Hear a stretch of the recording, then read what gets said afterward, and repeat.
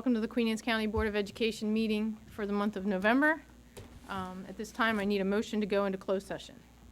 So moved. As permitted by the section 3-305B of the General Provision Article of the Annotated Code of Maryland, I move that we go into closed session to discuss the appointment of employment, assigned, promotion, discipline, all that. Removal, resignation, performance values, evaluations, appointees, employees of officials over whom this public body has jurisdiction, or any other personal matter that affects one or more specific individual. To consider the investment of the public funds, to conduct collective bargaining negotiations, or consider matters that relate to the negotiations, to review the H&R report, the transportation report, and meeting minutes over October the 12th and the 19th. Second. I have a motion and a second. Any questions or comments regarding the motion? Hearing none, I call for the vote to go to closed session. All in favor say aye. Aye. All opposed? The ayes have it. We will be back at 6 p.m. Thank you. Welcome to the Board of Education meeting. This is a public meeting that is being videotaped for the county citizens to review on QACPS 7, a local cable station. The agenda is available on the table, information table, and during this meeting, we would ask that you turn off all cell phones and/or pagers and hold your conversations to a minimal, and you make comments outside of the meeting room. Now, we will stand to be led in our pledge of allegiance by our President, Jennifer George. Pledge allegiance To the flag of the United States of America and to the republic for which it stands, one nation, under God, indivisible, with liberty and justice for all. Good evening, and welcome to the November Board of Education meeting. I'd like to welcome Mr. Steve Wilson, County Commissioner, to our meeting tonight. Also, at this time, I would like a motion to approve the agenda as presented. I'd like to make a motion to amend the agenda as presented. Okay. I'd like to eliminate 7.04, the transportation bus contract. Second. I have a motion and a second. Any questions or comments regarding the motion? Hearing none, I call for the vote to amend the agenda by eliminating 7.04 from the agenda. All in favor say aye. Aye. All opposed? The ayes have it. I also need a motion to approve the minutes for open and closed session of October 12th and October 19th. So moved. I have a motion. Do I have a second? Second. I have a motion and a second. Any questions or comments regarding the motion? Hearing none, I call for the vote to approve the minutes from open and closed session October 12th and 19th. All in favor say aye. Aye. All opposed? The ayes have it. This time, we will start with the recognitions. Mr. Paluski? Yes. Join me down front. Will do, sir.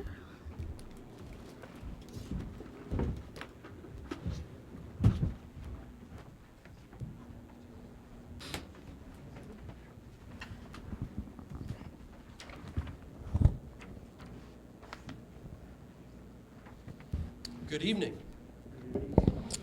The Queen Anne's County Public Schools Energizer Bunny Award is given to an employee or volunteer who just keeps going. Their energy is endless and their hard work always shines through. This award is sponsored by our long-term partners, Mr. Chip Brittingham and Mr. Wayne Humphreys and Mr. Mark Humphreys of Bayview Financial, and we thank them for their continued support. This month, Sudlersville Elementary School Principal Kim Seidel has nominated Cindy Jones as their Energizer Bunny. Cindy, would you please come forward?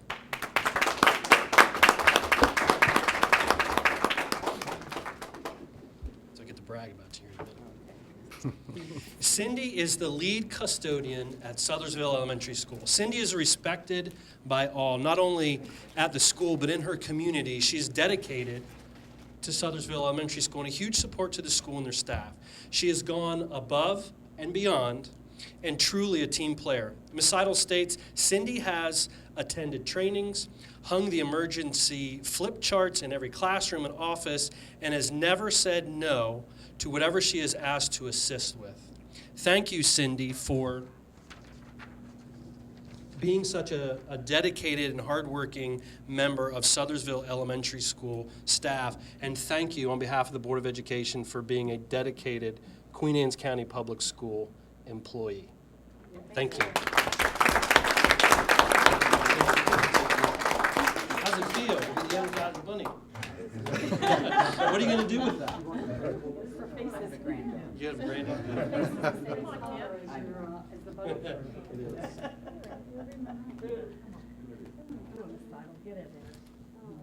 Ready? 1, 2, 3. One more. 1, 2, 3. Yay. Keep you around.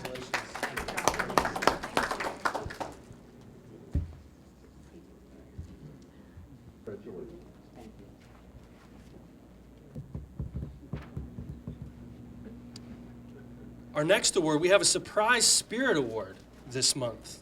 The Spirit Award goes to a staff member who is enthusiastic about their job and brings spirit to their school. An entire school staff has nominated this person for this month's award.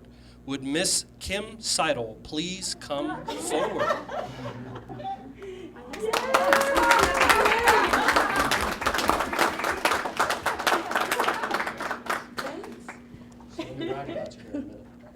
Are you surprised? I am. So they got you here for the other award? Gotcha. Ah. Ms. Seidel's staff praises her for the amazing job that she has done so far being the new principal of Sudlersville Elementary School. She has been a major asset to the school, the community, and parents. Her team spirit shines through every day. Her staff greatly appreciates everything that she has done and looks forward to the rest of the school year. Thank you, Ms. Seidel, for your hard work, your great energy, and your commitment to the staff, the students, the parents, and the community at Sudlersville Elementary School.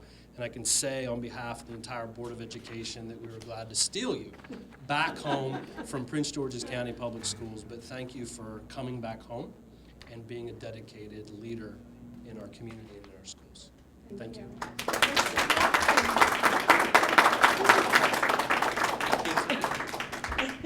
Your staff. 1, 2, 3. 1, 2, 3. Thank you. Thank you.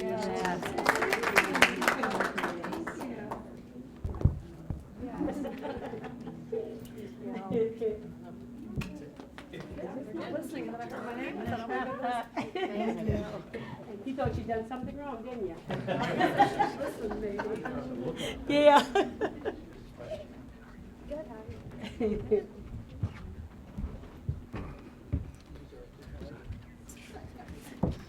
Yeah, that's awesome. Okay.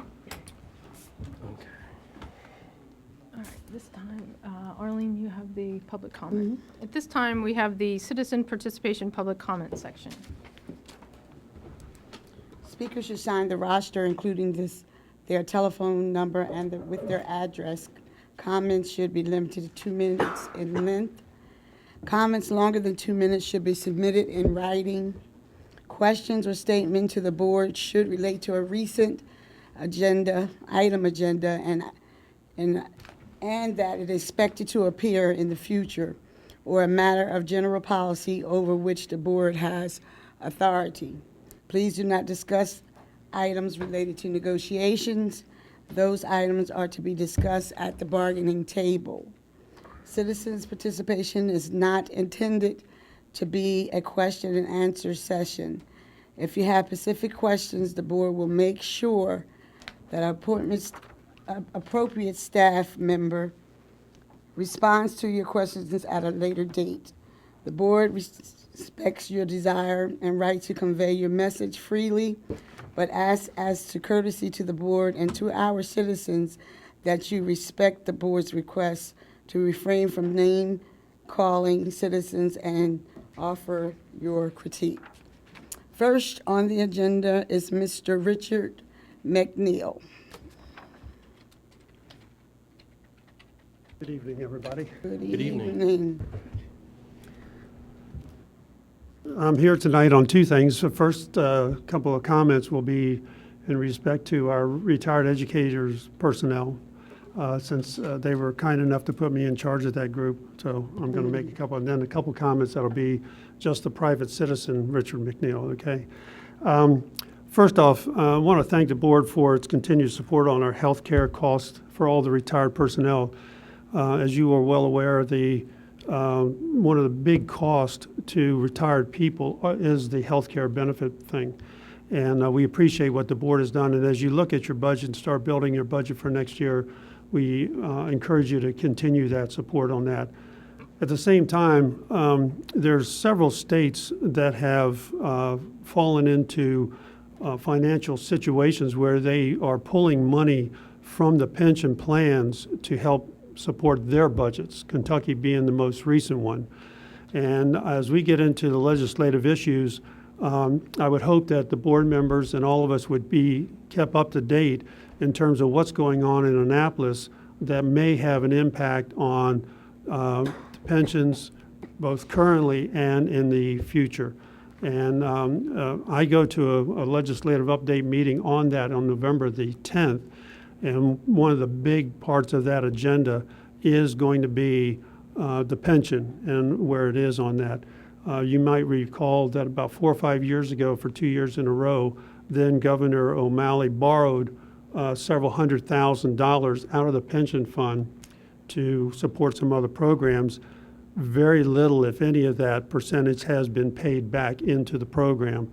And that makes all of us who are receiving that, and again, in those in the future, a little nervous. So I appreciate your support on both of those. Something to consider, we have, at our last luncheon, we had over 50% of our folks who were there who retired with 35 years or more. And something that I'd like to consider, and maybe Robin can give me a number on this. I'm going to put you on the spot, not tonight. To benefit some of the longevity for our teachers and all the training we put into that, asking you to consider that anybody who retires over 35 perhaps gets 2% more towards their health care package benefit than what you would get at, just say, up to 30. And maybe if you retire after 40 years, you get 5% more to your health care package. We don't get a whole lot of benefits, but people for longevity, it would be nice to kind of pat them on the back for doing the job that they do for our children in the county. So I don't know how much that would be, Robin, but a few pennies or more. From the citizenship thing, I want to say good luck to Captain Kelly and Tammy in the next coming election. So good luck on that. Hope that works out for you. Also want to thank you both for me grabbing you in the hallway and sort of pulling you into our luncheon in October. We appreciate your comments and a lot of the members there with that. Our next meeting, our next luncheon is December the 13th, I think it is, if that's the second Tuesday. If you can attend, let me know. We'd be happy to have you. And I'm going to encourage all the members to attend the Ken Island Queen Anne's football game on Friday night down at Ken Island, on the island. You don't need a passport to get there, but it's nice to see everybody. That should be a very good game, very good turnout. So thank you very much for your time. Thank Thank you. you. Next, we'll have Ms. Maria Merkel.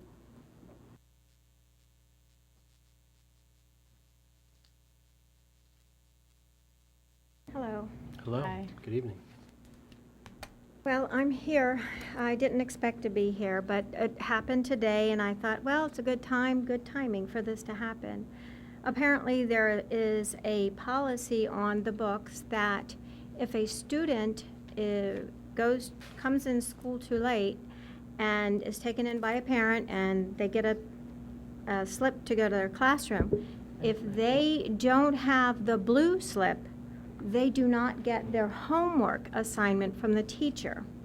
So, and there's a pink slip that is given or a blue slip.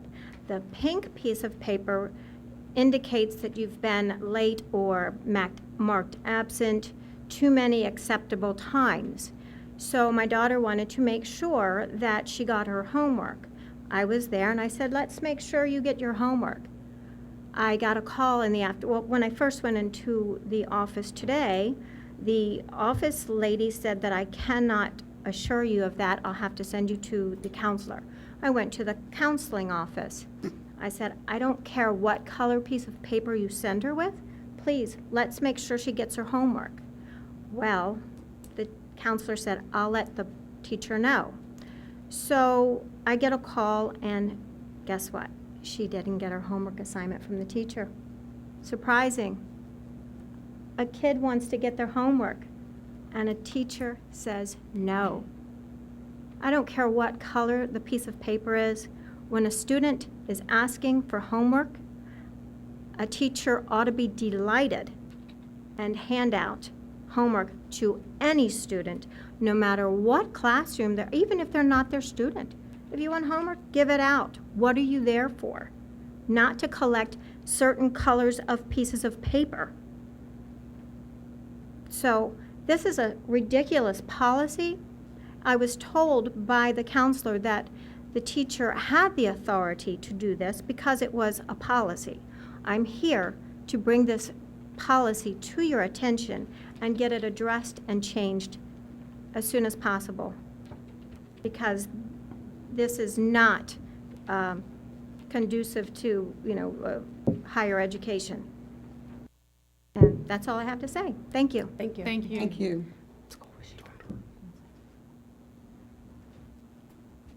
She probably didn't want to say because. Okay, at this point in the agenda, I'm sorry, is there anybody else that did not sign the citizen participation that would like to speak? Hearing none, I'm going to ask that the student. Oh. I think I qualify as a citizen. I wanted to make a couple of remarks, the first of which I'd like to commend all of you and tell you that the commissioners really do appreciate the terrific effort all of you make. Arlene, your efforts to get your shelter going are understood and appreciated. You on the backpack thing, there's so much volunteer work that goes on. I'm very proud of in this county.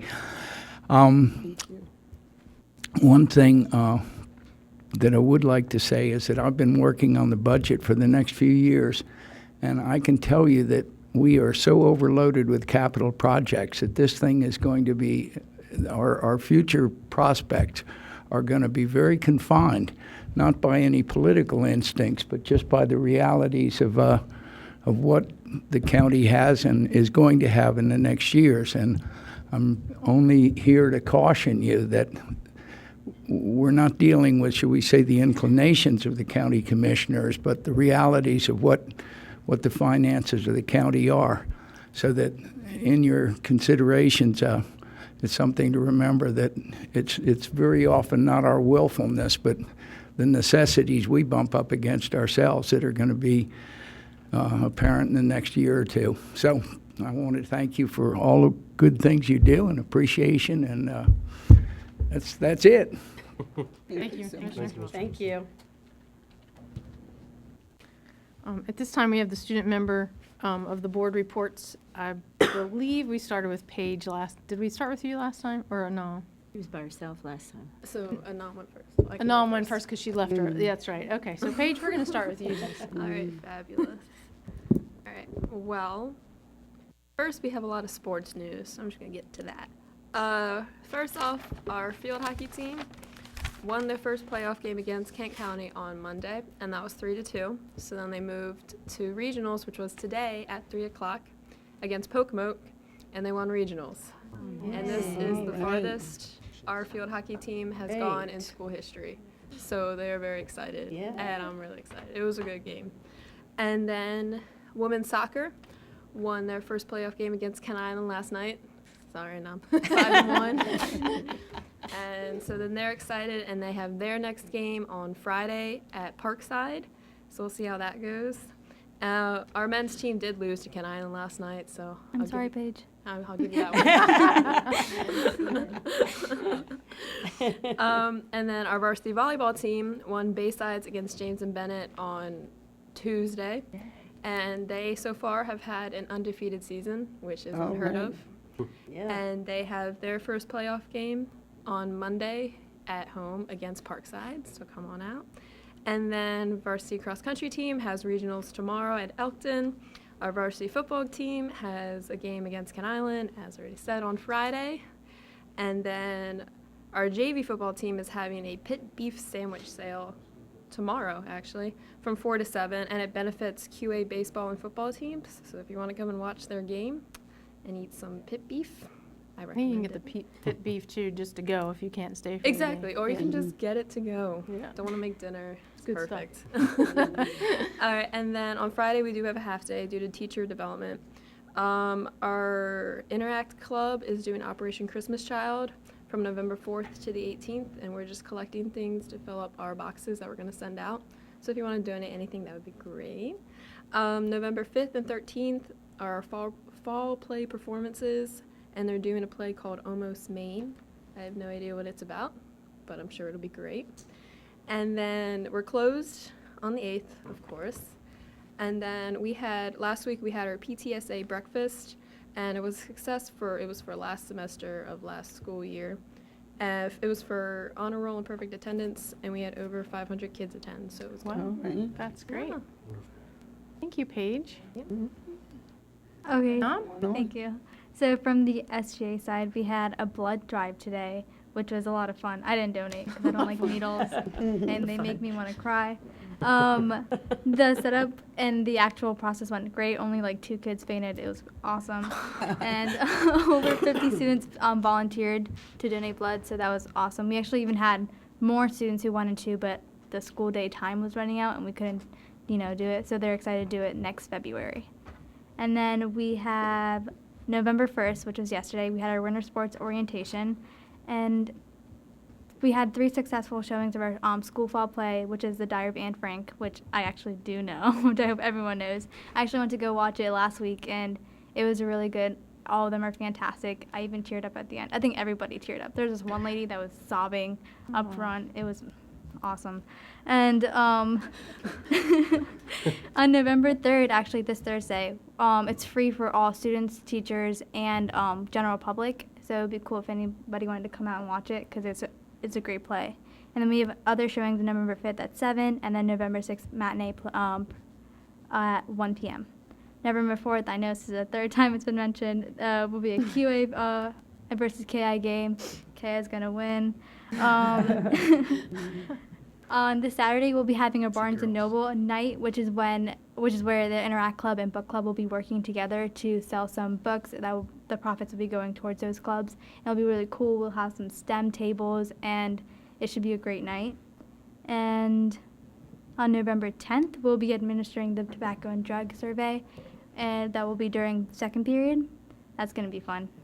And we also have our fall sports. No, just kidding. Spring sports orientation. No, Spring. fall sports awards.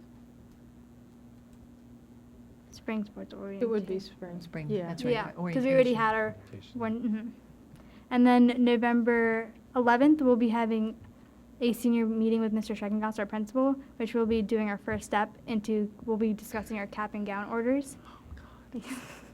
And then November 15th will be Parent Visitation Day.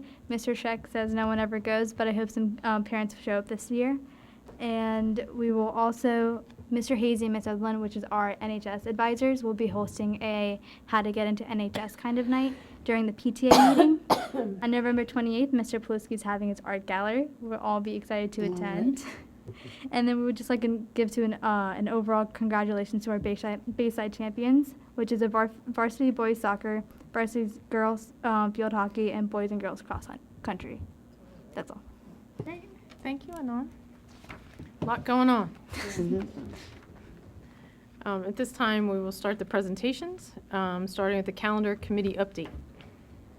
So Mr. Farley and Mr. Brown will be bringing the summary of our calendar committee in anticipation for a calendar for our December board meeting.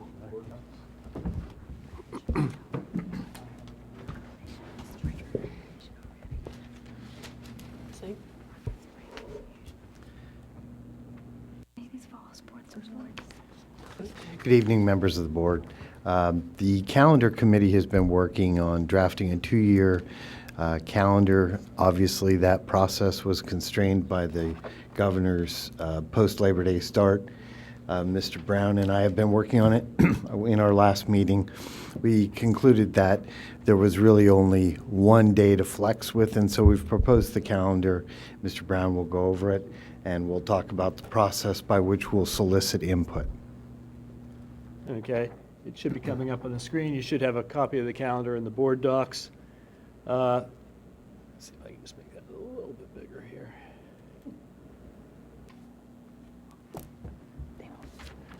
The calendar that we're proposing for posting on the website and getting public feedback on adheres to the governor's executive order to begin after Labor Day and end by June 15th. It honors all the required holidays, which are Labor Day, Thanksgiving, and the following Friday, December 25th through January 1st, Martin Luther King Day, President's Day, the Friday before and the Monday after Easter, and Memorial Day. We have added some additional holidays in our first calendar here. We've included October 20th, which is to allow staff to attend the MSEA conference. And we also included a travel day prior to the Thanksgiving break. So November 22nd would be an additional day there. This allows for the last day of school for students to be June 14th, the last day for teachers being June 15th. Gives us a 185-day school year, which includes the 5 built-in school days we usually have to meet the 180-day requirement. Provides sufficient whole PD days and half days to allow sufficient professional development and provide time for parent conferences. That includes 4 professional development days per level, which gives us a total of 194 teacher days. With the 5 built-in snow days, that gives us 189 service days for teachers. And we're aware that the negotiated agreement for the 17-18 school year has not been signed yet, so the number of days for teachers. Yes, it is. Oh, it has been? Yeah. Okay, I wasn't aware of that. So it is 189? Okay, 189, we're perfect then. Wait a minute, hang on, I just want to clarify. You asked about 17-18, or current school year? 17-18. Correct, that has not for the following school year, correct? That's correct. So the 18-19 school year. Yeah, because you asked about, is the negotiated agreement signed for the next school year? Okay, so 18-19 is 189 days. 17-18 is 189 days. 18-19 has not been signed yet.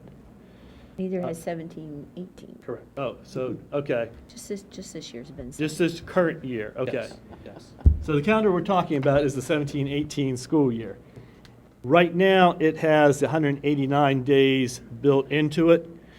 There is room to increase that last professional day by making an adjustment to the January 29th day, adding elementary PD to that day, and middle and high school to the April 16th day that's on that calendar, which would give us the 190 days for teachers.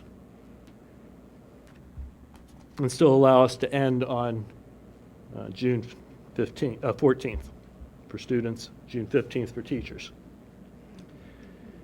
Usually we would come to the board with 2 or 3 calendars to post so that parents in the community could voice on different options available. But quite frankly, the governor made our job very easy by setting that start date and end date. There are not a lot of options. We are finishing up the school year for students 1 day before his deadline. So that does give us 1 more day that we could add into the calendar. For instance, we could take a day either before or after the spring break or somewhere else in the calendar. Or we could also remove that 1 day or 2 days they're not required by law and shift the calendar the other way. So there's not a whole lot of options. That's about it. We can remove 2 days or add 1 day. And we're hoping that when people start making comments, they will give us some guidance as to where they would like to go with that.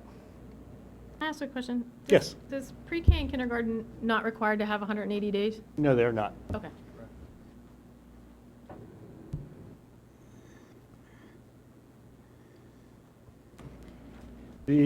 Just one thing, could you say those 2 days so that the public understands if they want to make comments? The 2 days that are not by law required that we added. One is the 20th of October. One is the 20th of October, that's the MSEA conference day.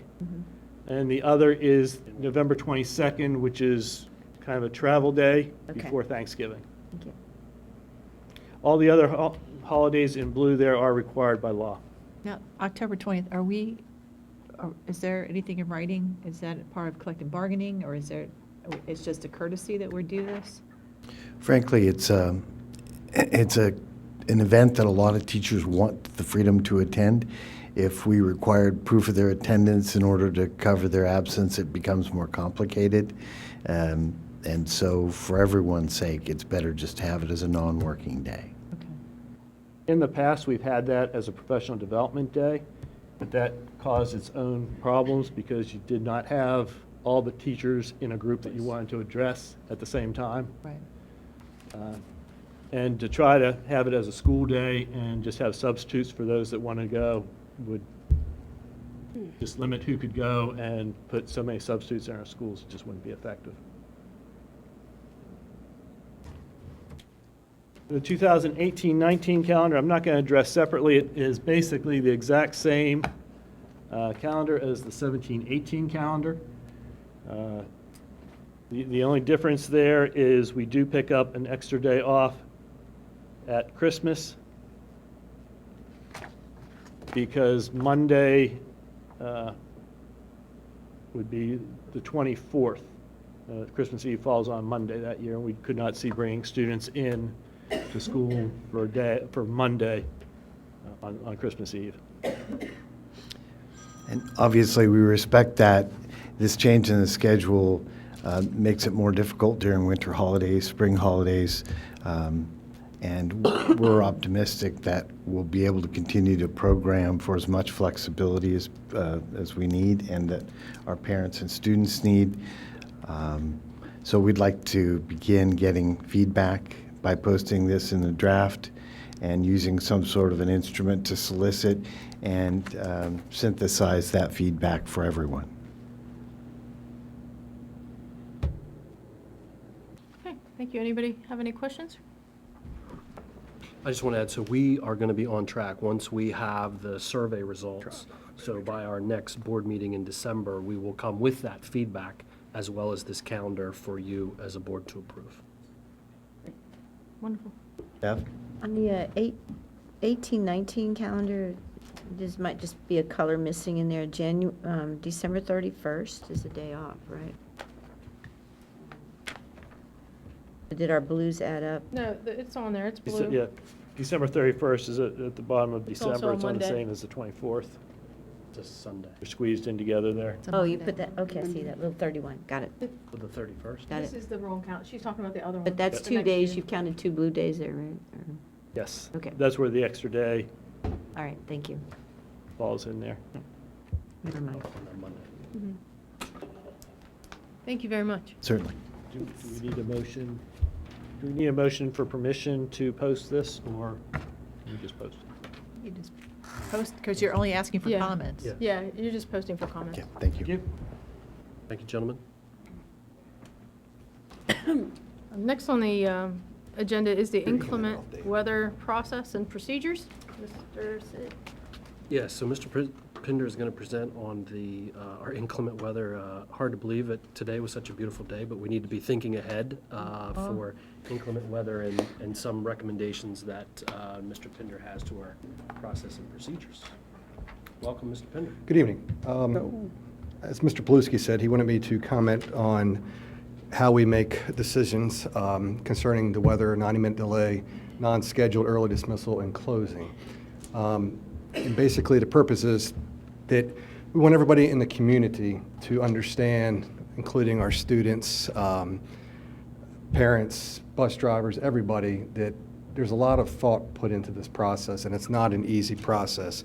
Unless you ask my two daughters who are, 10 and 8, and it's very easy to them when they look out the window and see the slightest bit of fog and want to know why Daddy's not calling Mr. Paluski to tell him, hey, school should be 90 minutes delayed. I'm with that. So I'm going to quickly go through this. It's something I do every year, and it's just a good reminder of how these decisions are made, and also some changes that we have made to notifying our employees. Basically, we use, there's 5 up there, but we use 6 weather sources. The National Weather Service out of Mount Holly, our local media weather outlets, of course, the local channel 11, 13, 2, 16. We also, turn on the Weather Channel. We talk to Maryland Emergency Management Agency, MEMA, and we use the Weather Underground website. We also have a really good relationship with Department of Emergency Services and communicate frequently with Dave Rivet out there, who gives us a lot of information helping to make this decision.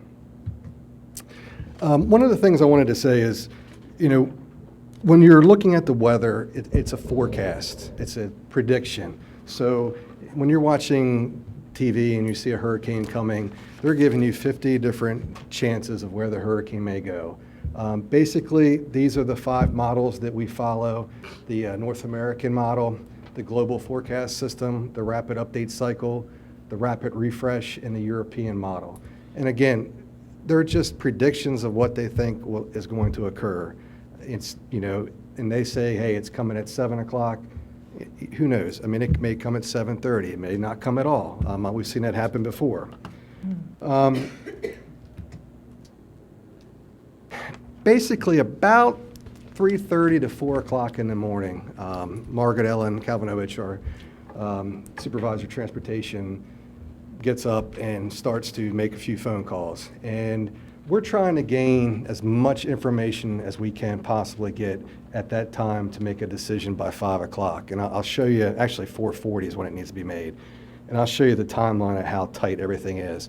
But we contact the Maryland State Police, the Centreville Barrack, the Queen Anne's County Sheriff's Department, Emergency Management Services, Public Works, Department of Parks. Those 2 are key there. One, Public Works, what time are they coming out in the morning to start getting the roads plowed off? Are they coming out at 5 or are they coming out at 6?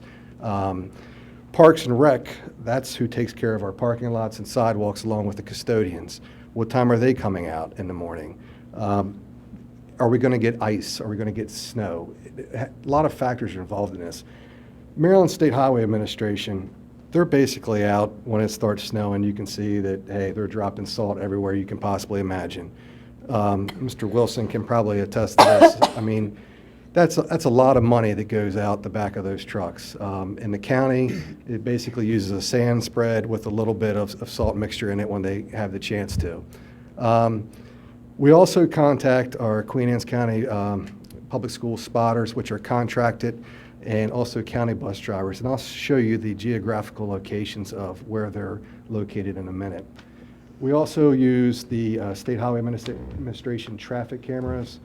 And one of the big help items that we've had are the cameras at our schools, because we're able to see what parking lots have been cleared off, what sidewalks have been cleared off. Last year, we had an incident at a school where I was told that they were cleared off, and when we looked at the cameras, obviously they weren't cleared off. So we use all of those items up there to help try to make a decision about what we're going to do. Mrs. Kalvanovich, basically, like I said, 3:30, 4 o'clock in the morning, she's looking at the information, and she has a spreadsheet that she takes care of. We're trying to get as much of the county as we can, because when you're looking at that, we're going from the Chesapeake Bay all the way to the Delaware line. That is a lot of territory, and a lot of things can change with the weather based upon the bay and the different tributaries and all that go through the county. She has a chart about every 15 minutes. She's still checking that chart, because you never know when the fog may roll in or the temperature drops. So she's got the roadway temperature. She's keeping track of that, seeing which area is affected the most. Then what we do, we start contacting our weather spotters. Again, those are in different geographical regions of the county so that we can try to touch as much of the area as we possibly can, because you may have fog in Stevensville when Sudlersville has nothing. Sudlersville may be getting pounded with snow while you may be getting a little bit of rain down on Kent Island and the Stevensville area. So we use those spotters to help us out. They report into Ms. Kalvanovich in the warehouse to help make our decision. Now, this is, I think, one of the more powerful slides here. Everybody, not everybody, a lot of people think, hey, you can just make the decision to close school at the spur of the moment. Or, hey, it starts snowing at 9 o'clock in the morning or maybe 10:30. Why didn't they close school early? Now, remember, we're a two-tier system. So the first buses start basically for the high schools and some of the middle schools. Then those same buses are used for the second bus run, which is the elementary schools and Centreville Middle School. But don't forget, in here you have the pre-K midday run. So you're taking students home and you're picking them up in the middle of the day. So basically at 4:40, I need to let Mr. Paluski know, hey, I don't think we should have school today, or I think we should have it 90 minutes delayed, or we should go ahead and just have school. Reason being is we want to notify students and parents ahead of time. So at 5 a.m., we start sending out that message to students. We had Mr. Maggio was one of the board members that pushed for having us move that up a little bit of time. We went through, and when that first call goes out, it's tier 1 students. So we're trying to hit the high school students and also the Sudlersville students, along with our teachers, bus drivers. They're all included in tier 1 when that first call goes out. Tier 2 goes out right after that is made. And it's amazing the amount of calls that can be processed in a short period of time. And you can actually look on there and see, hey, did the person answer the phone? Did it go to their voicemail? Or did they just not accept it? Basically around 6 o'clock in the morning, we have students boarding the buses. Now, picture, I'm talking more north than I am on Kent Island, where they have a longer distance to travel to get to school. By 7 o'clock in the morning, we need to make a decision if we're going to close for the day or just remain on a delay. So we're really only buying ourselves, an hour or two to help make that decision if the weather pattern hasn't truly come through yet. First students start boarding the bus on a 90-minute delay around 7:30. Now 10 a.m., that's really when we need to decide if students came to school on time and are we going to dismiss early because there's a snowstorm coming in. That's a crucial time right there. That's probably one of the most stressful times because at 10:30 you have the pre-K students going home at Sudlersville Elementary School. And then at 11:30 in the morning, Churchill, Centreville Elementary, Graysonville, Kent Island Elementary, and Mattapique Elementary send those students home on the bus. At 11 o'clock, the buses in Sudlersville area are already picking up those students to bring them into pre-K. The same thing at about 12 to 12:15 for the other schools that I mentioned. 12 o'clock, pre-Ks, beginning at Sudlersville Elementary School, and then 1:15 is when it's beginning at the other schools. 2:30, you have dismissal of the Tier 1 schools, and then at 3:20 to 3:45 is Tier 2 schools. So you'll see the other factors that come into play. We have students that are attending Anchor Points Academy out back. Those students are coming from Kent Island High School area. We also have the Fire Academy School with students coming. We have students coming from Kent Island to Queen Anne's County for CTE. We also have special needs buses that start out early. Some are heading up to Baltimore every day. Some are heading over to Anne Arundel County. Another factor we have in there is the 9th grade annex. We have the shuttle going between those two schools. Plus, you add in there the athletic events. So it's not like the buses are continuously just sitting there ready to go at any time. They're actually moving the whole entire time.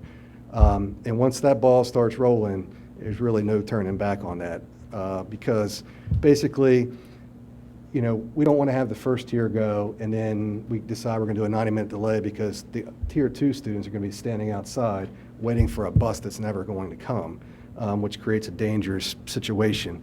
Thankfully, this week time goes back, so the sun will be, you know, coming up a little bit earlier. How do parents and everybody receive notification? We switched up to alert solution. Mr. Brown helps us out with that. Parents can get the phone, text, email, also students can. We put it on schoolsout.com. We do our website, Facebook page, local television stations, excuse me, the Baltimore station, and also Salisbury, along with our radio stations.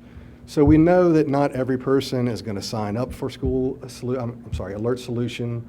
You know, some people may want to just get it over the radio. So we have 3 individuals. Jeff Straight basically takes care of the website, Facebook and all. Mrs. K takes care of the TV stations, and Dwayne Wright takes care of the radio stations. That is pretty stressful part there, because when you call up to the TV stations, you better make sure you have all your passcodes and everything straight, ready to go. And because if you don't, they're not letting you put it on there. And the other part of it is, you would be amazed at how many times the TV station gets what you said wrong up there, or they confuse us, I'm sorry, not Caroline, I live in Caroline, you know, Queen Anne's with another school. So you really got to pay attention to that. That takes about another 15, 20 minutes to actually watch to make sure that goes through. One of the items that we're getting ready to roll out now is Code Blue and Code Red. When you look at the TV screen at the bottom, there's only so many characters you can put up there. And it gets very confusing about which employees report to work and which employees don't, all right? So basically, little jingle here, Code Blue, it's up to you, all right? Code Red, you stay in bed. And it's going to say on there, Queen Anne's County Public Schools are closed. Now, Code Blue and Code Red only affect 12-month employees, okay? So Code Blue, the 12-month employee may want to use liberal leave, annual leave that day, you know, go ahead and use that. Code Red means, hey, we're shut down completely. The only people that are still reporting are essential employees. And that was one of the items that we ran into for several years of, hey, what are we doing? Who reports? Who does this? I mean, now it kind of is narrowed down to specifically, here's what happens during those Code Blue and Code Red. Some people will say, how come you don't open up in different zones? How come Ken Island, say it's clear down there? Why can't we go to school? Again, we have a 2-tier bus system. There's 371.9 square miles of land. We transport 7,716 students on 89 buses. So buses that are on Ken Island in the morning are also used in the Centreville area. Same thing with Sudlersville, they come down to the Centreville area. So if we wanted to add additional buses at an additional cost, then yes, we could do something different. But again, that costs quite a bit of money to develop that. Other factors to consider that a lot of people forget, you know, is we have about 466 high school students that drive to school every day. That's a lot of first-time drivers on the road. You know, and a lot of them do not have experience driving in those kinds of conditions. Again, what time, you know, is Public Works, Centreville coming out? What time is State Highway coming out? What about Parks and Recreation? One of the other items, students in the Centreville area walk to school for the high school. There's no bus service in the Centreville area. So is the average citizen homeowner out there cleaning off their sidewalks for the students to get to school that day? That's something else that we have to weigh, because we really don't want students walking in the middle of the road to get to the high school. Just some quick information. Each year the board asks for, hey, how many times were we closed? How many times were we delayed? How many early dismissals? As you can see by looking at the chart up there, there's really no rhyme or reason. It's just what weather pattern happens to come in. If you remember last year, we had the fog that never really rolled in until like 7 o'clock in the morning.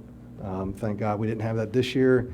Last year we had 6 closed days, we had 5 delayed, and then 1 early dismissal.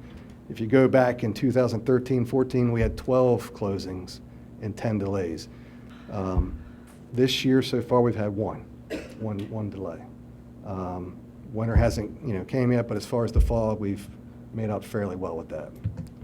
And while making a decision to have a 90-minute delay opening or dismissing early or closing for the day due to inclement weather is never easy, the Transportation Department analyzes the conditions to make the most appropriate decision for safety of all students and staff. And remember, we can only go off of the information that we have at that time. So, at 4:40, we're making a decision that's going to affect students, basically an hour and a half later. So it's not an easy thing to do. It's not an exact science, but we try to take it all in stride. Any questions? All right. Thank you. Thank you, Mr. Pender.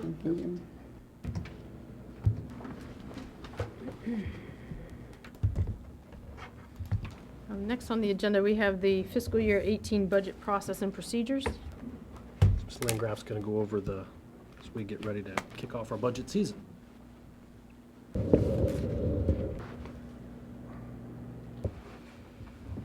Okay, good evening. Good evening.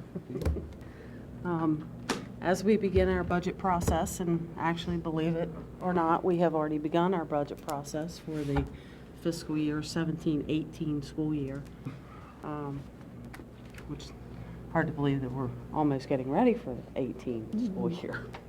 But at any rate, basically, I'm just going to kind of go through a timeline with you. What I want to emphasize is some opportunities for the public to get public input into our budget process. I think that's something that we have lacked in years.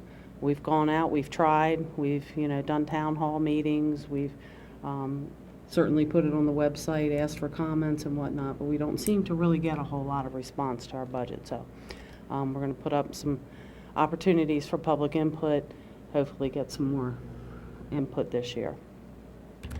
In October, which we just finished, the schools begin preparing their budget requests. I send out to them their allocations for their media and materials of instruction based on whatever our September 30th enrollment is at that time. We do a projection based on historical data, basically, as to what we expect their enrollment to be the following year, and we give them an allocation based on that. They work with their school, trying to determine whether that allocation is going to be adequate to service their needs or if they're going to need to ask for more money, and they begin pulling together their budget. As part of that process, we ask them to look at their class sizes. This is particularly at the elementary and middle school levels. It's a little easier a task taking the total enrollment in a particular grade level and dividing it by the number of teachers that you have. You can come up with a pretty accurate class size. When you get to the high school level, it's a little trickier. You've got some of those specialty classes, some of the higher level classes that drive down some of those class sizes. We ask them to look at their projected personnel needs and then any other requests that they might have, capital items that they would like to bring into us. Yes, ma'am. Just remind me the enrollment from this year, what did it end up after September 30th? In relation to? As of yesterday, Oh. it was 7751 was the actual student count. And then it was, I think that we had 20.75 students more as far as the enrollment that will be used for aid, for the state aid and for the maintenance of effort. 21 more than, 20, yeah, okay. just about 21 Good, more. at least it's more. Thank you. Okay. Then we move into November. Here is an opportunity for public input. We have 3 town hall meetings scheduled this month. November 7th, or November 9th, excuse me. Next week is at Stevensville, beginning at 7 p.m. November 16th at Centreville Middle School, beginning at 7 p.m. And then the 30th will be at Sudlersville Middle School. We're also in the process of developing a survey for public input, or something that we can post to our website, have people sign on and give us input into, what they like, what they don't like about the school system. So that will be something new that we're going to try this year. and that's still in the development stage, so. Principals will submit their requests the Friday before Thanksgiving. Supervisors and of both the C&I group and the support group will be looking at submitting their requests generally by the end of November. Sometimes that goes into December. We try to get the schools in and review those before we start looking at the central office too much. Then we move on to December. At this point, the executive team starts reviewing those documents. And generally, by the time it's all said and done, we have two notebooks that are about this thick that we have to go through, a budget for each school. We set up meetings with each of the principals. They come in and sit down. They present their budget. They explain it, defend what their requests are. They have to give us documentation as to why they're making the request and how that aligns with their school improvement plan. And then we begin looking at determining what the priorities are for the system. I think last year, when it was all said and done, when principals were finished, they had come in and requested 50 additional positions. Obviously, that was not something that we were going to be able to fund, so we have to start making the determination what's going to be funded, what's not going to be funded. So that's all starts in December. In January, we hold budget work sessions with the board. We have two scheduled this year, January 18th and January 25th. And we'll go through, we give you trend data, we'll give you, calculations, what anticipated the cost, the cost of a step, the cost of a 1% raise, all of those things. We'll give you all that information so we can start driving our budget. We will at that point also receive our preliminary calculations from the state as to how much money we're going to get from them.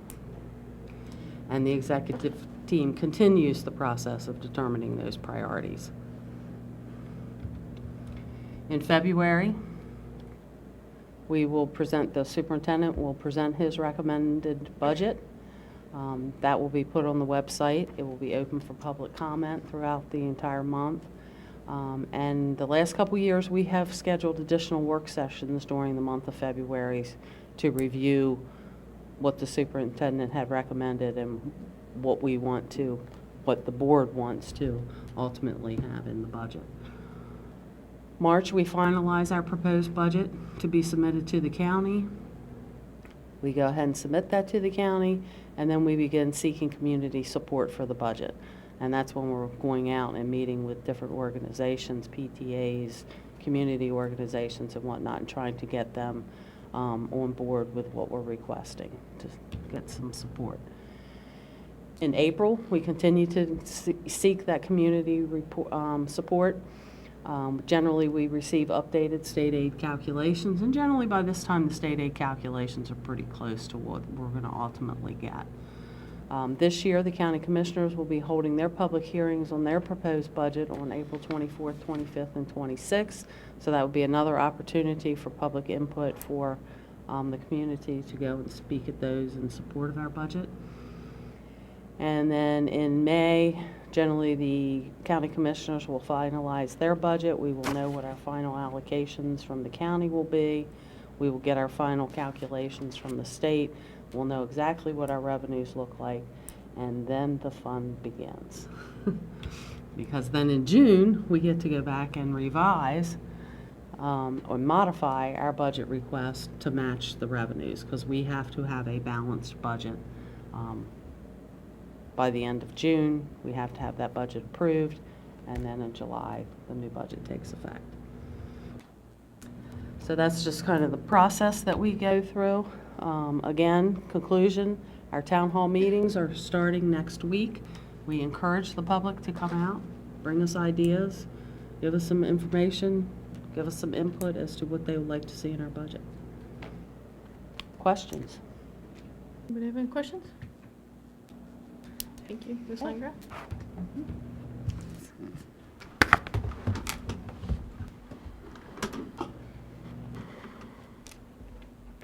Next on the agenda is the individual action items, and the first one is the Graysonville Elementary School addition.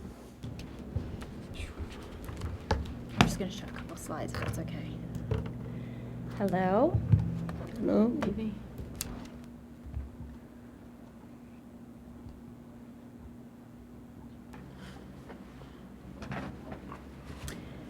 as promised, I am here to to continue our updates with the process for the design of the Graysonville Elementary School addition. We passed another hurdle with our state submissions this week. And so tonight, I just want to give you some highlights of what the design development submission to the state included. I want to give you an update of where we are with some of our state and county funding requests. And then I would request your approval of our state design development submission, which essentially is signifying that you've seen the latest updates and you still support us moving forward in the design process for this project. Based on the feedback that we received the last time we spoke with you and in speaking with some of the other county officials as well as Queen Anne's County Public Schools staff members, we felt that it was in our best interest to move forward with the design of a 6-classroom addition for this school. That eliminates the 5 portable classrooms that we currently have there. It gives us 1 classroom for growth, and it takes us to the approximate 600 student population that we strive for with our county elementary schools. This is the existing plan at Graysonville Elementary. The red arrow is the front entrance. You'll see our existing playground shaded in green toward the top. The new addition that's proposed, you'll see there in yellow. We'll be relocating the existing playground with as much of the equipment as possible in the green shaded area. This gives you an up-close look at the 6-classroom addition. We have some existing corridors. This area is our existing cafeteria. This is our existing kitchen. We have a small addition on the kitchen. Existing corridors will be tying right into the back of the building. Excuse me. And here, What's the deadpan space? Is that the, Here? yeah, is that the? those are existing music classrooms, and it's the in the stage area. Okay, Mhm. okay, Yes. thanks. And then here, the addition is represented right in this area. And the goal is to make it look like it's been part of the building forever and to function in the same manner. How many bathrooms are going to be in that area?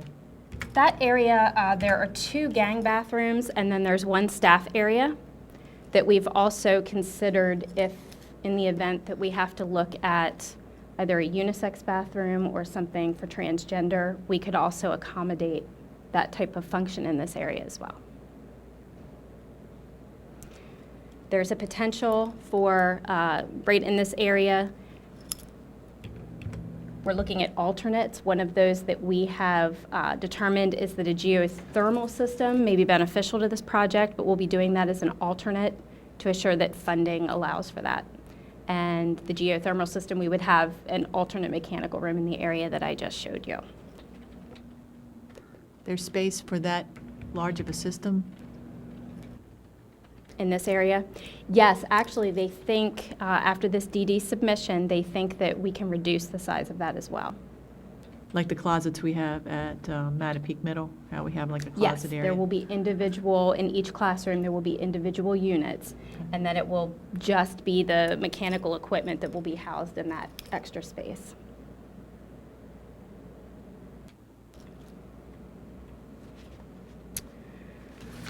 So that gives you an overview of what the design portion of our submission to the state was. It's a very complicated submission. The state starts to look at specifics such as our mechanical, electrical, plumbing systems. They look at our lighting systems. They look at all of the specifications for the building. This is just a very quick overview. Earlier this evening, I believe you may have gotten some updates on where we are with funding.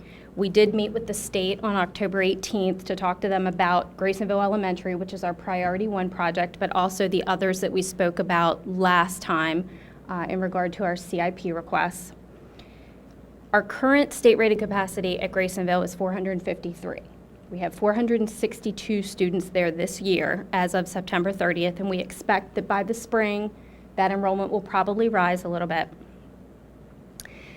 We have asked the state for the capacity and the funding for 599 students, which is what our projections are showing we will have in 2023. And the state asks us to go out 7 years. That's what we've done. The state has said to us that they believe they want to contribute to 540 students, citing that there is a little bit of space in our Centreville schools. It might be a better idea for us to redistrict. We have a couple of concerns with this. One is that we have the two-tier bus transportation system. There's difficulty getting the buses realigned to be able to do that type of transportation. We have different start times at the schools, and in some cases it may be a really lengthy trip for some of our elementary students. We're not really sure, in looking at our Graysonville district, where can we logically pull 146 students from at this point. There's not one area that gives us that population. What's going to happen to the students that are relocated? Are they going to continue on to Centreville Middle School and Queen Anne's County High, or are they then going to relocate back to the Stevensville area for middle and high school? That will be something we'll have to consider. If we redistrict, do we have any potential of affecting our Title I numbers? And will that affect our funding at Graysonville Elementary? In 2023, Graysonville Elementary has a deficit of 146 spots.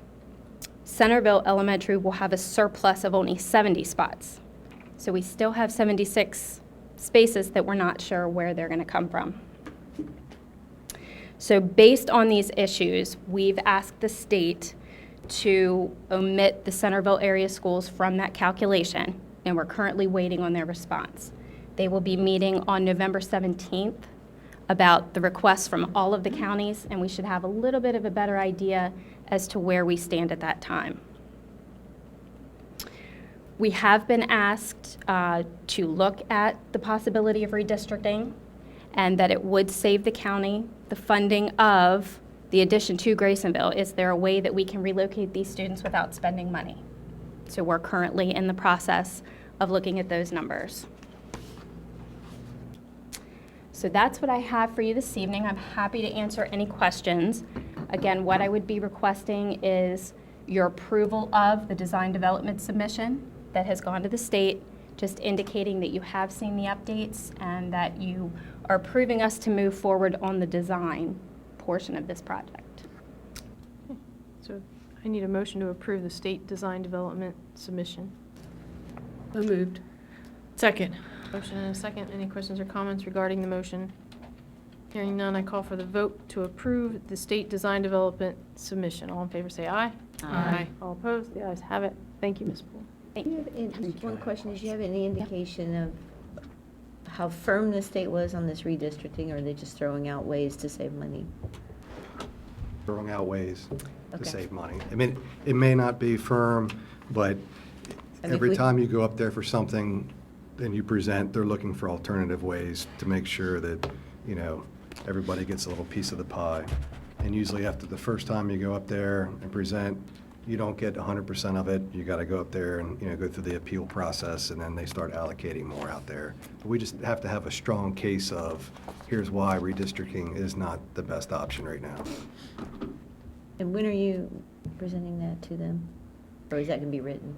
November 17th is their first meeting. We'll get more direction from them after that. And then December 13th is the follow-up meeting, the appeal process. So if it hasn't gone in our favor and we choose to appeal, that will be the date. And then the annual trip to the state to appear before the Board of Public Works will be in January. And that's kind of the last effort to get that funding if there are issues. We also have a work session tomorrow, as a matter of fact, with the with Mr. Todd, the county administrator, Mr. Seaman, from the finance side. So that's been an ongoing collaboration that we've done over the last, I would say, 3 weeks. And when we presented to the county commissioners, and that was, you know, part of the conversation that we had with them. So we look forward to that collaboration tomorrow, and we'll certainly provide you with an update from that work. Well, my thought is if the it's a concern to the county commissioners too, because the more money we get from state, less they have to throw in. And I mean, is there an opportunity along the way that we could get our county commissioners to help us fight this battle? Well, last week when we presented to the county commissioners, one or two of them asked for us to take a close look at redistricting students, which, we are currently doing that. Either way is not easy, but we were asked by the county commissioners to help take a look at that. So that's what we've been doing basically the past week, is compiling that information to show them. And I think some of that is discussion tomorrow. And I think some of that is what Mr. Wilson was alluding to the financial state of the county as it relates to capital projects. Right. I mean, if we can lay out a clear picture, obviously, of the impact, then maybe we can garner their support and to go to We've Annapolis. taken TransFinder, which is our routing system for buses, and identified the different areas of where, the students are located. But like I said, when you look at this, it's something that's going to impact for a long time. It's not just for next year. I mean, what's going to happen in middle school and high school? So there's a lot of variables that play into this particular decision. Remind me, if you would, how much money are we talking about in this addition? Is it 3? At this point, the overall budget is between 4 and 4.5 million. We've already been allotted $445,000 for design efforts from the county. So that is our portion, and that's something that the state won't help fund. So we're looking at in the area of 3.5 to 4 million for construction. And typically, it's been 50/50. It is considered a 50-50 split, although there are many things that the state does not participate in funding for. So when you look at the overall total of the project, it's never a 50-50 split. It's more mostly like- just construction costs that they consider a 50-50 split. Like 60/40. Probably even less than that. Yeah. So the onus is more on the county. That's why. Absolutely. I think the little pep talk tonight was geared for this. Ms. Pullen, if I remember correctly, that 4 million is down from a higher number. It is. You want to explain that? It is. We initially, based on the enrollment projections that we were looking at at the last meeting at 614 students. Our enrollment has come down in our projections by about 16 students, so we're down to 599. The state gives us a formula that we utilize for the extra students, and looking at those numbers, we were in the $5.2 million range. For our design development submission that we just submitted, we did have a formal cost estimate done on the initial portion of this project, and they are looking at more in the range of 3.5 to 4 million for construction. So it is a lower cost than what we had anticipated, so we're happy about that. Any other questions or comments? Thank you. Thank you. Next on the agenda is the HR report. Mr. Farley, do you have anything to add? No, I don't. Okay, so I need a motion to approve the HR report as presented in closed session. So moved. I have a motion, do I have a second? Second. A motion and a second. Any questions or comments regarding the motion? Hearing none, I call for the vote to approve the HR report as presented in closed session. All in favor, say aye. Aye. All opposed, the ayes have it. Moving on to the transportation report. Mr. Pinder, do you want to? Yes, ma'am. We had 2 substitute bus drivers that have met all their obligations for the 2016-17 school year. Joanna Dickey and John Murdoch that we need to approve, or would like for you to approve.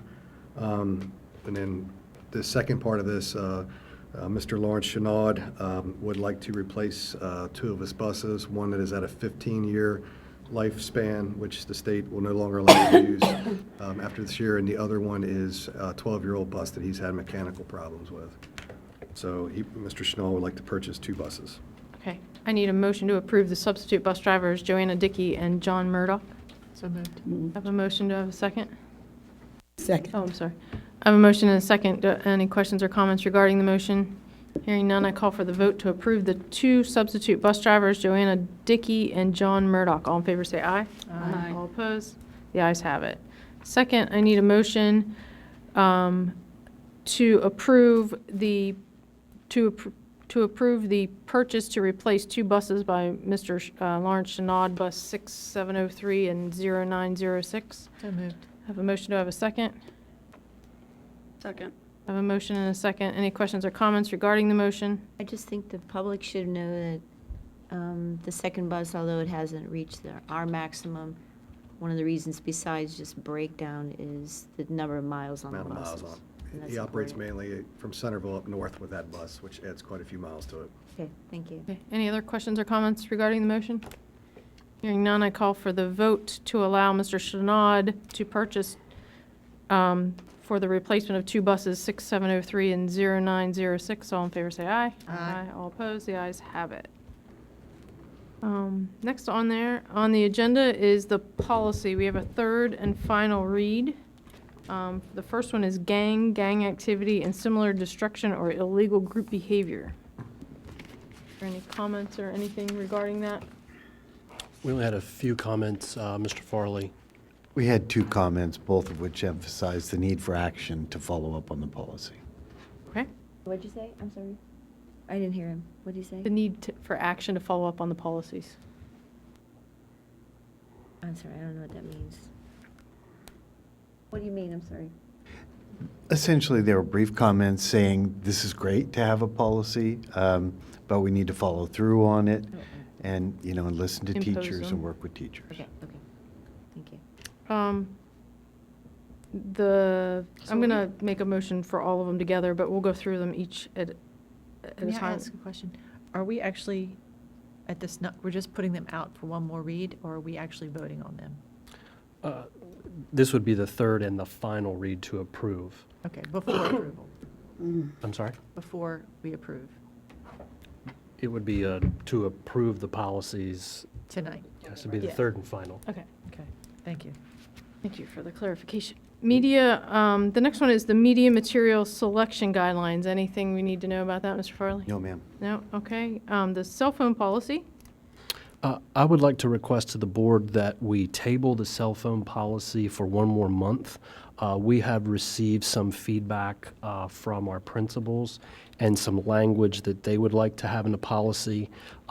Because that was at a late date, just about a day ago, we want to be transparent that the public has an opportunity to weigh in on that language and that addition.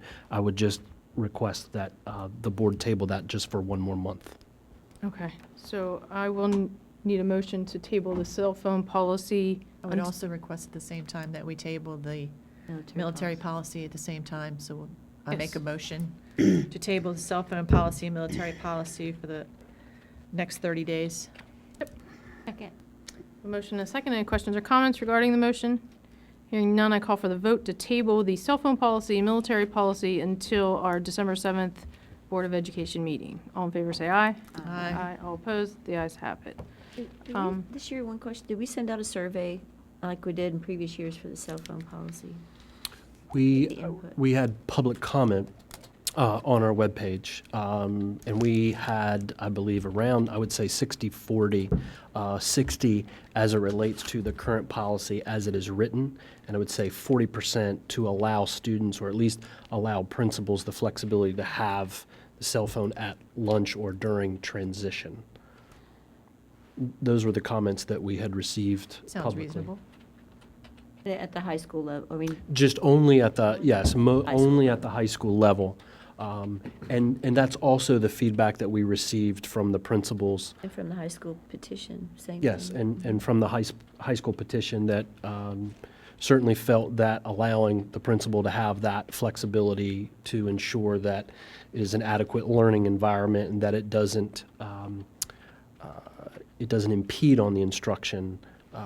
And that's some of the language that is going to be added into the policy specifically under high school. We want to make sure that the public has an opportunity to weigh in on that. Well, you remember, Mr. Paluski, this is the reason why we always ask to see this particular policy every year. Which is a great idea. And I think you're absolutely right that it needs to be reviewed every year on an annual basis. And that's actually in the language of the policy, that it will come before the board for comment. So I thank you all for that. I need a motion to approve the two policies, gang activity, similar destruction, and illegal group behavior, and media material selection guidelines. I need approval for those two policies. So moved. I have a motion. Do I have a second? Second. I have a motion and a second. Any questions or comments regarding the motion? Hearing none, I call for the vote to approve the gang activity, and similar destruction or illegal group behavior and media material selection guidelines. All in favor say aye. Aye. All opposed, the ayes have it. Okay. Next, we have 2 field trips. Sudlersville Middle School to North Bay Adventure Camp, December 5th through the 9th, 2016. And Queen Anne's County High School Symphonic Concert and Marching Bands, Music in the Park at Hershey, Pennsylvania, May 5th and 7th, 2017. May I make a motion to accept both trips, field trips? Yes, I have a motion. Do I have a second? Second. I have a motion and a second. Any questions or comments regarding the motion? Hearing none, I call for the vote to approve the 2 field trips for Sudlersville Middle School and Queen Anne's County Symphonic Concert and Marching Bands. All in favor say aye. Aye. All opposed, the ayes have it. Future action items, we have a policy going out for the first read for student or parent guardian grievance process. Mr. Paluski, would you like to? Sure, this is just to ensure that our school system has a clear policy and procedures for a informal as well as a formal grievance process, and how it also connects with the work of our ombudsman office. And not recognizing that we currently had a policy, we wanted to bring that forward and also make sure that our parents and our public are very clear on when there's a conflict, the proper procedures, and how that aligns to the appeal process all the way up to the Board of Education. Okay, so do we need a motion to put that policy out for its first read? So moved. Have a motion to have a second? Second. A motion and a second. Any questions or comments regarding the motion? Call for the vote to put the policy, the student or parent guardian grievance process out for the first read. All in favor say aye. Aye. All opposed, the ayes have it. Moving right along to reports, it's Mr. Paluski's superintendent report. And before I give my comments, I would officially like to welcome Mr. Ed Modell, our community liaison to the Queen Anne's County Public Schools, as well as our executive team. So I publicly welcome him, and he's been a great addition to our team in a short amount of time. Welcome. Thank you, Ed. 2 highlights I'd like to share is I had a wonderful opportunity on October 14th to participate at Sudlersville Elementary School Heritage Festival. And I believe Ms. DiMaggio was there, Ms. Kelly was there. Ms. Harper, were you there as well? I'm reading your report, and it said, as over 100 people attended, we had over 300 people attend. I stand corrected. When we went back and Well, did the numbers. I appreciate that. I know that was also a conflicting weekend on that Friday night, which was Right. the homecoming for Queen Anne's County High School. So we will correct that, Ms. DiMaggio. And I would ask the board members that participated in that as well if they wanted to make any comments. But what a wonderful opportunity to embrace the diversity of our school system and to showcase that event. It's my understanding that that event started, Ms. DiMaggio, 5, 6? No, this was their 4th year. It was their 4th year, but it started out as a group of parents that wanted to say thank The you. elementary school, probably back else? in 2008, 2009. To say thank you Yes. from their culture. Yes. Because in their country, they often have to pay for education. Actually, in their country, they are the school system. They are the board. The PTA runs the school system in Guatemala and Mexico. They do the financing. They hire and fire teachers, bus drivers, all that. So yeah, that's And it what was these there parents that- do. How it started was that they wanted to give back. They wanted to give back to their the s- teachers to say right. thank you. Right. And it has grown Yes. every year since. So what a wonderful, and I really like the mariachi band. They were good, That was very good. An hour late, but they were good. And the food was awesome. Oh, and the food, yes, the They authentic got food. stuck in You can't- traffic coming across the Bay Bridge from Virginia, and then when they got across the bridge, Can't beat they that. had no idea where Sudlersville was. And they couldn't pronounce it, so they couldn't find it on their GPS. What a wonderful event. The other thing I'd like to highlight is that over the last year, Karen Fields and myself have partnered up, and we meet with teachers each month, the Teachers Focus Group. Each month is a different level. We meet elementary and middle, and this past, just a week ago, we had an opportunity to meet with 10 high school that represented both of our high schools, just to listen, just to talk about issues that they are experiencing. And it was a great opportunity to open up dialogue with our teachers around some of the issues or challenges as well as successes. So those are two highlights. Very good. Next, we have the C&I report by Ms. Pauls. Yes, the C&I team has been very, very busy. On the 20th, we had an elementary and middle school professional day, and the supervisors did a fantastic job of coordinating the day. The sessions were planned very well, and all of the staff felt as though they got a lot out of those sessions. So kudos to the C&I team for all of their hard work in coordinating that day. I was able to attend sessions throughout the day at the elementary school and the middle school along with Mr. Paluski. I've also been able to attend some more in-depth school visits in the Centreville area. Tomorrow I'll be traveling to Kent Island High School and to Graysonville. During that time, I have a tour of the building with the principal and sit down and we just talk about any needs that they might have and what their school focus is for the year. And we've also had the opportunity to complete all principal evals, SLO conferences, and SMART goal conferences for C&I. So we've been busy. Well, good. Wow. Thank you. Thank you very much. Ms. Pauls, there's a question, and you're saying one question. You talked about a maker movement. What is that all about? It's an area that they have in the media center where kids have the opportunity to go in and be creative. I think Sudlersville has already started one, but we want to try and make sure we have them in other schools. But it's just anybody who has some leftover materials that they might have, and students go in and really show off their different learning styles and be creative and make all kinds of things. And So the state does, it's the Maryland Maker State Consortium. Will they contribute to that somehow? Yeah, and the maker movement started probably over 20 years ago in California of a group of individuals that were all about the creation, about creating and how to use different materials to create. And now as we look at a 21st century learning and the importance of creativity, it has really started to generate this notion of how all the complexity of skills that happen in order to create. And there's a lot of actually maker spaces that are popping up all over the country that allow individuals, and now it's moving into schools, is that typically the kind of tools that kids in order to make cost thousands and thousands of dollars. So the maker movement is really to give people access to high level and expensive tools where it would cost normally hundreds of thousands to have access to that. So it is this notion, and mostly, as Ms. Paul said, it's really starting to generate this kind of notion of what does it look like in the library, in media, is really where it started to generate. And you're really starting to see this kind of notion of maker-themed schools, which would kind of be interesting to explore. so it's more of a community center with lots of tools. Oh, okay. I never heard of it. Ms. Pauls, I would like to congratulate you on your award, if you would like to. I see your face in the paper every other day. So I would like to congratulate you on that, because I did not know it I didn't know it at the last meeting. I didn't know it till the following Friday. So congratulations on your award. Thank you. Very good. That's nice. Anything else, Ms. Pauls? We're good? Yeah. Okay. Next is the expenditure report by Ms. Landgraf.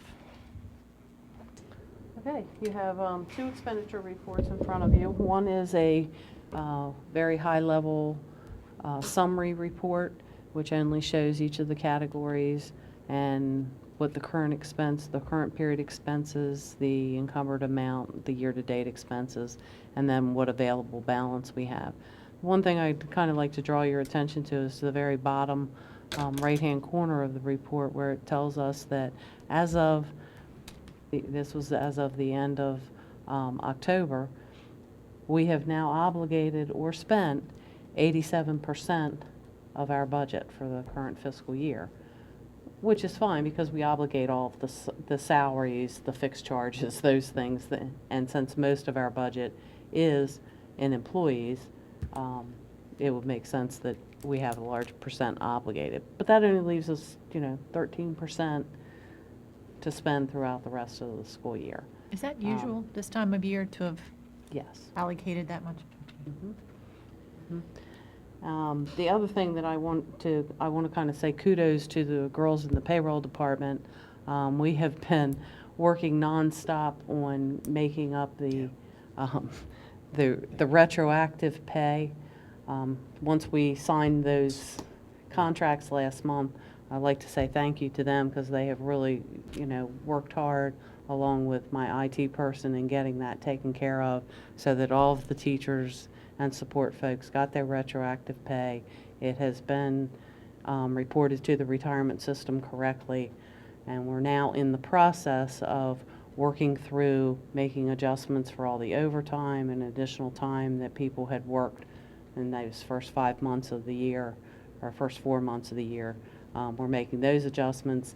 And then the first comment that I've made under number 3 there is all the salary categories aren't 100% right now. And the reason for that is our system obligates the money. If this is what your salary is, it's going to encumber that for the rest of the year. We've got to go back in and physically make adjustments for that 1% that's going to be given in June. We have to go in and physically update those contract limits for all of those folks so that it projects out what the correct balance is for the year. So we still have some work to do, but they've really been working hard, and I want to, kind of give a shout out to them of what they've done. They've done a great job. So. And Ms. Landgraf, they saw that in their last pay, correct? The October 28th. So kudos to your staff. You turned that around in a very short amount of time. Yes, we did. So, oh, it's them. They did the job. Any questions on this report? Any other comments? No? Okay. Thank you. Good job. Next is the second citizen participation public comment section. If anybody would like to come up and speak, now would be the time. I signed it. Okay, thank you. My name is Vera Walski, and I am, as most of you know, the Vice President of the Queen Anne's County Education Association. First of all, I wanted to say thank you, too, because we do appreciate all the hard work that you did do to get out, to get the pays taken care of after everything was signed and done. I wanted to address Ms. Harper's question earlier in the day about the MSEA convention. She had asked kind of what that was about and what that encompassed, and I kind of wanted to just give a little bit more information so that you would have that information. The MSEA conference is put on by the Maryland State Education Association, and although there are delegates from each county that go and we vote on different things that are going to go on within the state association, there's a lot more to it than that. There are many, many, many workshops that are being held during this time. Some of the ones that were being held this year, there was an innovative instruction workshop. There was one about protecting our children online. There was another one about combining technology and art. Another one about culture in the classroom. There was one about fostering writing in all content areas. Another one about strategies for engaging all students.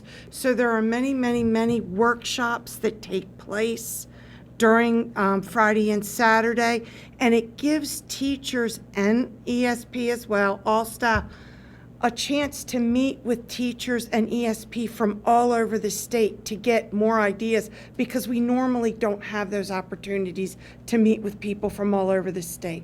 So that's kind of what it does. It really gives people a chance to get together, to give ideas to each other, to help each other out, and within these different workshops and these different areas. So I just kind of wanted to give you a little bit more information about what goes on at the workshop. Thank you very much. Thank you. Thank you. Anybody else would like to speak? Okay. Next on the agenda are the upcoming meetings and events. I noticed we have a work session and a town hall meeting on November 16th. is November 16th. I mean, I think it was my understanding at the request of the board, and please correct me if I'm wrong, that due to the town hall meetings, you would like to not have a work session on the 16th. Right. Do we need That's- one? Do we need one? Do you have anything? planned? I don't think there's anything that's that urgent for the 16th. If that is okay with the board, it'll be 3 nights or 4 weekends in a row, 4 weekends in a row, 4 Wednesdays, 3 Wednesdays in the month of November. So I don't think, unless there's anything from the executive team regarding anything that's urgent that would have to go in the next couple weeks. Seeing none, that would be up to the board. okay, that's fine with me. Yeah, you looked kind of, we have a meeting? So, okay, so Can we have the conversation on race? Isn't that in November? November 10th. November 10th, November 10th. that's correct. And it's for the whole board should be attending that, right? It's Yes, I believe the whole board has been invited. I've kind of looked at Mr. Modell and Ms. Pauls, and that will be at the United Methodist Church here in Centreville, and that is for educators. right. what's the time on that? It's 4:30. We're asking people to come about 4 because we have about 160 people coming. It may take a while to get everybody checked. We're sending out another email just asking people to try to get there before 4. Should be over by 7. Okay, thank you. I think that's tremendous. We have that many people that will be attending. Yes. Mm-hmm. Maybe we could just, if we can ask down there, and Mr. Modell, how does that go? I mean, you invited the board. I mean, is it featuring education in Queen Anne's County, or, and how that's impacted, or? You mean sort of the flow of the Right, and event? how the board's involved with that. Well, what we've done, this is our 3rd conversation on race. It's actually a group of us who were participating in the Multicultural Proficiency Committee under the local management board. That's how it all got started. And it's actually the same steering committee, about 11 of us who have divided up the tasks to organize it. We'll start off with actually Brad Engel and Mary Walker will be our hosts that evening. Start off, hopefully, Mr. Paluski will make a few welcoming remarks too. We actually divide everybody up, so we try to have some balance at every table. We'll probably have about between 18 and 20 tables with a facilitator, trained professional facilitator at each table. We'll have balance in terms of race, gender, the people involved with the schools. We have some community members as well coming to the event. Commissioner Bucky said that he'll be there. We've invited all the commissioners, haven't heard from all of them yet. And then the facilitators at each table have a few questions, 2 or 3 questions that they'll pose to get the conversation started and moving. And hopefully, based on our first 2 events, have very open, candid, and frank conversations about race in the county and in the school system this time as well. At the end, we'll have food served in addition. You know, it's not a Sunday supper; it's a Thursday evening, so we have to change the title a little bit. But we do have arrangements for food, for sandwiches and pizza, so you'll be well fed, and hopefully the conversation will go on through the meal. Is the We race we have our part, 2 student representatives coming as well. Okay. Hey. What we did, just for, yes, please. Just what you said about the makeup of the tables, the diversity of, it's not just African American, right? The Hispanic is included in it? Oh, yes. So We've variety invited, of the county. we've invited variety. We're not forcing anybody to come, but we have certainly a variety. And we have a number of students who are coming, some young faculty. What we did was we asked, in conjunction with Mr. Paluski and Ms. Pauls, we designed it so that we asked each principal not only to come to the event, but to bring 4 or 5 of their staff members, a cross-section of their staff members to attend as well. So we have people from every school coming. Nice. And then at the end, we do 15, 20 minutes. We ask people if they want to get up and give their own personal reflection of what they got out of the event. one of the questions we're asking, actually, we'll give you a sneak preview, is what are you prepared to do to improve the state of relations here in the county and in the school system? So that'll be something that we don't want this to be just a nice, comfortable conversation. Not that it's going to be comfortable, but it's something that we don't talk about hardly ever. And so to that extent, there'll be some discomfort, but we also want some sort of action plan to come out of it, not just to be a conversation. Well, you're certainly putting it on a personal level. I mean, a personal action plan, that's, Yeah. it's empowering. Oh, yeah. I mean, either personal, or we're certainly looking for, groups of people to work together. The last time we asked people, and there'll be evaluation forms or survey forms at each table, whether they'd like to continue the conversation and continue working on some sort of project involved. We broke it down into education, youth activities, law enforcement. We're actually hoping the next time it could be Sheriff Hoffman would like us to do one based on the justice system, probably in February. So, nice. And we've That's also, wonderful. yeah. I just got back from Los Angeles at Fuller Seminary, and they're doing the exact same thing. So it seems like the timing is just right. The season is right. It is And, just right. And what you said, I was given the opportunity to become a facilitator, so they were training us. And they told the people, expect some discomfort, because folk don't like, Yeah. if they have an issue in some area and you hit that nerve, you can tell, but expect it. It's not that you can't, overcome and discuss it. There'll Right. be all kinds of ethnic groups and whites and blacks and Puerto Ricans. Everybody's going to be there. I'd So like to it's share good. one other anecdote with Yes. you, event. Our second conversation on race we had at the newly renovated Kennard Center. And sitting at my table was Madeline Hollis, 89 years old, and she taught in Kennard School when it was a segregated school. She's wonderful. Yep. So she got up at the end, gave her own personal reflection. I still get goosebumps thinking about it and repeating it. I've told the story a number of times. She got up and she said, if you had told me 65 years ago that I would be sitting here today in 2016 having a conversation with blacks and whites and varieties of people on how we can improve race relations, she never would have believed it then. And she used the word, it was a miracle that we were doing this event at Kennard. So it was really touching, and Thank you so much. Appreciate it. Thank you. Appreciate it. yeah, it's our, well, my wife, Merle Rockwell, by the way, is my wife, and she's actually overseeing the facilitators. She had a meeting at our house this afternoon, which we're talking to all the facilitators, so everybody's prepared ahead of time for what the questions will be and how to deal with things that might come up. So appreciate your support and look forward to having all of you there next week. Thank you. Thank you. You're welcome. Thanks for your leadership, Ed.